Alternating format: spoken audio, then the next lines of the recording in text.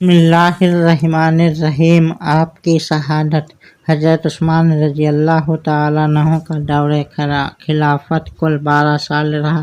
شروع کے 6 برسوں میں لوگوں کو آپ سے کوئی شکایت نہیں ہوئی، بلکہ ان برسوں میں وہ حضرت عمر رضی اللہ تعالیٰ عنہ سے بھی زیادہ لوگوں میں مقبول و محبوب رہے، اس لیے کہ حضرت عمر رضی اللہ تعالیٰ عنہ کی مزاج کچھ سختی تھی اور حضرت عثمان غنی رضی اللہ تعالیٰ عنہ کے مزاج میں سختی کا وجود نہ تھا۔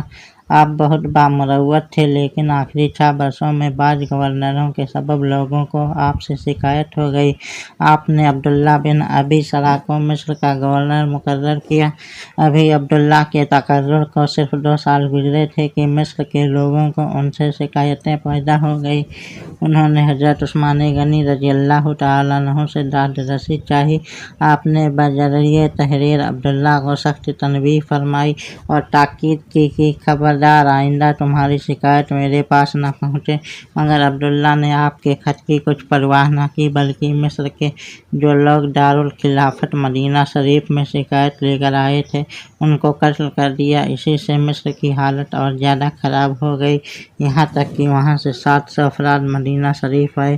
حضرت عثمان غنی رضی اللہ تعالیٰ عنہ سے عبداللہ کی زیادتیاں بیان کی اور دوسرے صحابہ کرام سے بھی شکایتیں کی، تو بعض صحابہ نے حضرت عثمان غنی رضی اللہ تعالیٰ عنہ سے سخت کلامی کی اور ام المومنین حضرت عائشہ صدیقہ رضی اللہ تعالیٰ عنہا نے آپ کے پاس کہلا بھیجا کہ رسول اللہ صلی اللہ تعالیٰ علیہ وسلم کے صحابہ آپ کے پاس آئے ہیں۔ عبداللہ بن ابی سرح جس پر قتل کا الزام ہے، اس کی معزولی اور برطرفی کا آپ سے مطالبہ کرتے ہیں، مگر آپ ان کی باتوں پر توجہ نہیں کرتے۔ آپ کو چاہیے کہ ایسے شخص کو مناسب سزا دیں۔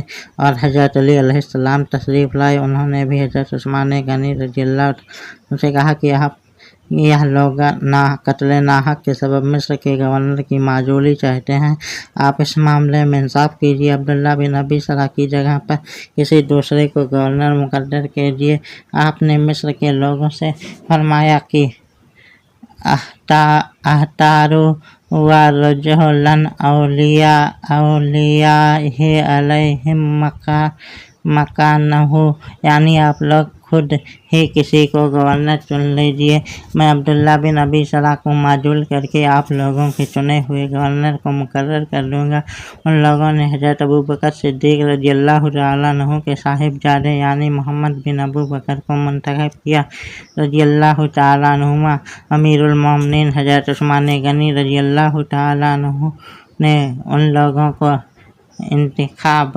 انتخاب کو منظور فرما لیا اور حضرت محمد بن ابوبکر کے لیے پروانہ تقرری عبداللہ بن ابی سرح کے بارے میں معزولی کی تحریر لکھ دی۔ محمد بن ابوبکر مصر سے آئے ہوئے 700 افراد اور کچھ انصار و مہاجرین کے ساتھ مصر کے لیے روانہ ہوئے۔ مدینہ منورہ سے ابھی یہ قافلہ تیسری ہی منزل پر تھا۔ ان کو ایک حبشی غلام چاندنی پر بیٹھا ہوا نہایت تیزی کے ساتھ مصر کی طرف جاتا ہوا نظر آیا۔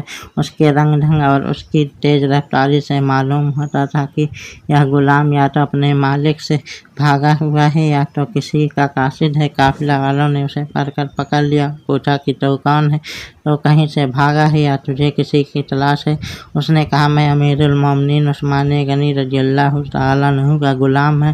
پھر کہا کہ میں مروان کا غلام ہوں۔ ایک شخص نے اسے پہچان لیا اور بتایا کہ یہ امیر المومنین ہی کا غلام ہے۔ حضرت محمد بن ابوبکر رضی اللہ تعالیٰ عنہما نے اسے دریافت فرمایا کہ تمہیں کہاں بھیجا گیا؟ اس نے کہا مجھے مصر کے گورنر عبداللہ بن ابی سرح کے پاس بھیجا گیا ہے۔ اس کی تلاشی لی گئی تو اس کے خشک مسکیجہ سے ایک خط نکلا جو امیر المومنین حضرت عثمان غنی رضی اللہ تعالیٰ عنہ کی طرف سے عامل مصر عبداللہ بن ابی سرح کے نام تھا۔ محمد بن ابوبکر نے سب لوگوں کو جمع کیا اور ان کے سامنے خط کھولا جس میں لکھا ہوا تھا کہ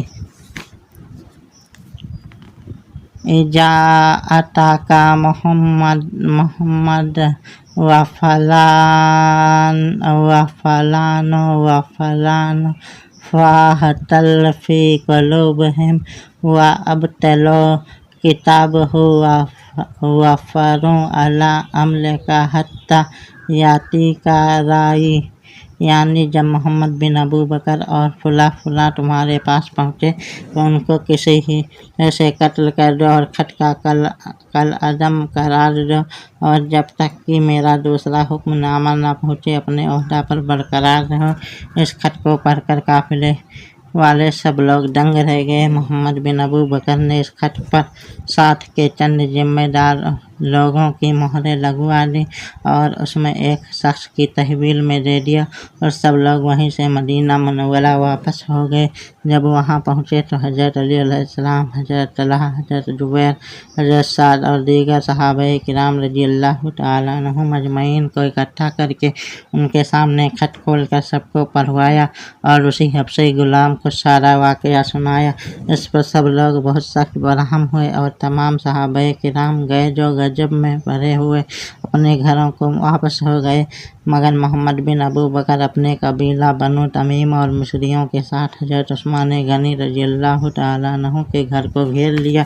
हज़रत अली अलैहिस्सलाम ने जब यह सूरत हाल देखी तो हज़रत तलहा, हज़रत जुबैर, हज़रत साद, हज़रत अम्मार और दीगर अकाबिर सहाबाए किराम रज़ियल्लाहु तआला अन्हुम अजमईन के साथ अमीरुल मोमिनीन हज़रत उस्मान गनी रज़ियल्लाहु तआला अन्हु के मकान पर तशरीफ़ ले गए। उनके साथ वक़्त गुलाम और ऊँटनी भी थी जो रास्ते में पकड़ी गई थी। हज़रत अली अलैहिस्सलाम ने हज़रत उस्मान गनी रज़ियल्लाहु तआला अन्हु से दरियाफ़्त फरमाया कि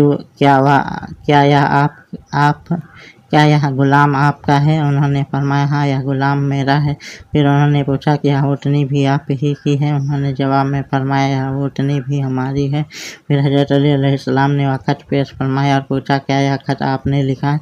ने फरमाया नहीं, और खुदाए ताला की कसम खा के कहा कि मैंने इस खत को लिखा है, ना किसी को लिखने का हुक्म दिया है, ना मुझे इसके बारे में कोई इल्म है। हज़रत अली अलैहिस्सलाम ने फरमाया बड़े ताज्जुब की बात है कि ऊँटनी भी आपकी और खत पर मोहर भी आपकी, जिसे आपका ही गुलाम यहाँ से लेकर जा रहा था, मगर आपको कोई इल्म नहीं।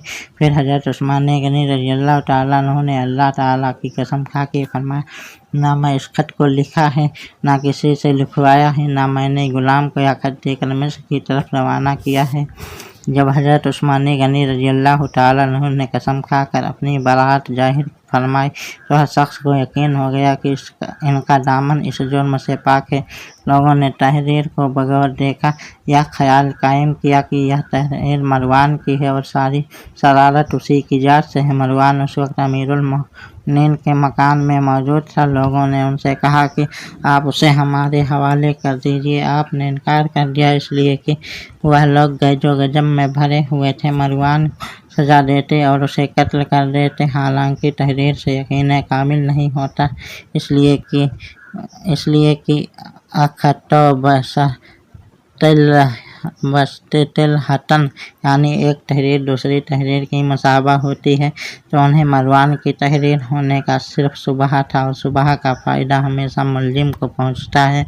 इसीलिए हज़रत उस्मान गनी रज़ियल्लाहु तआला अन्हु ने मरवान के उनको सुपुर्द नहीं किया। अलावा इसके सुपुर्द करने में बहुत बड़े फितने का अंदेशा भी था। बहरहाल जब हज़रत उस्मान गनी रज़ियल्लाहु तआला अन्हु ने मरवान के हवाले करने से इनकार कर दिया तो सहाबाए किराम उनके यहाँ से उठकर चले गए और आपस में यह कह रहे थे कि हज़रत उस्मान कभी झूठी कसम नहीं खा सकते, मगर कुछ लोग यह भी कह रहे थे कि वह शख्स से बरी नहीं हो सकते जब तक मरवान को हमारे सुपुर्द न कर दें और हम उससे तहकीक ना कर लें और यह मालूम ना हो जाए कि रसूलुल्लाह सल्लल्लाहु तआला अलैहि वसल्लम के सहाबियों को कत्ल करने का हुक्म क्यों दिया गया।